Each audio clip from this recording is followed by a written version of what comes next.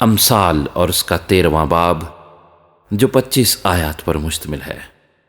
دانش مند بیٹا اپنے باپ کی تعلیم کو سنتا ہے، لیکن ٹھٹھا باز سرزنش پر کان نہیں لگاتا۔ آدمی اپنے کلام کے پھل سے اچھا کھائے گا، لیکن دغا بازوں کی جان کے لیے ستم ہے۔ اپنے منہ کی نگہبانی کرنے والا اپنی جان کی حفاظت کرتا ہے، لیکن جو اپنے ہونٹ پسارتا ہے ہلاک ہوگا۔ سست آدمی آرزو کرتا ہے پر کچھ نہیں پاتا، لیکن محنتی کی جان فربا ہوگی۔ صادق کو جھوٹ سے نفرت ہے، لیکن شریر نفرت انگیز اور رسوا ہوتا ہے۔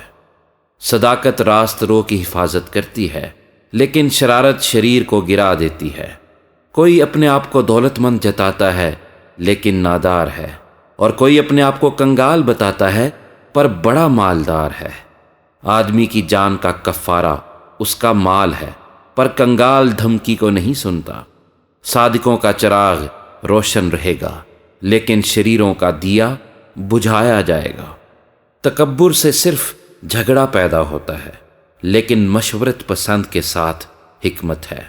جو دولت بطالت سے حاصل کی جائے کم ہو جائے گی، لیکن محنت سے جمع کرنے والے کی دولت بڑھتی رہے گی۔ امید کے برانے میں تاخیر دل کو بیمار کرتی ہے، پر آرزو کا پورا ہونا زندگی کا درخت ہے۔ جو کلام کی تحقیر کرتا ہے اپنے آپ پر ہلاکت لاتا ہے، پر جو فرمان سے ڈرتا ہے اجر پائے گا۔ دانش مند کی تعلیم حیات کا چشمہ ہے، جو موت کے پھندوں سے چھٹکارے کا باعث ہو۔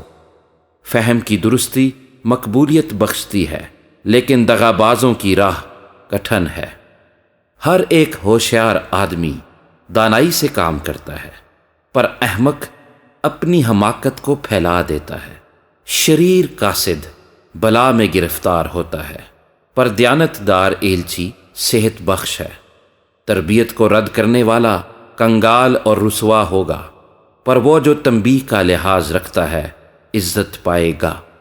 جب مراد براتی ہے تب جی بہت خوش ہوتا ہے، پر بدی کو ترک کرنے سے احمق کو نفرت ہے۔ وہ جو داناؤں کے ساتھ چلتا ہے دانا ہوگا، پر احمقوں کا ساتھی ہلاک کیا جائے گا۔ بدی گنہگاروں کا پیچھا کرتی ہے، پر صادقوں کو نیک جزا ملے گی۔ نیک آدمی اپنے پوتوں کے لیے میراث چھوڑتا ہے، پر گنہگار کی دولت صادقوں کے لیے فراہم کی جاتی ہے۔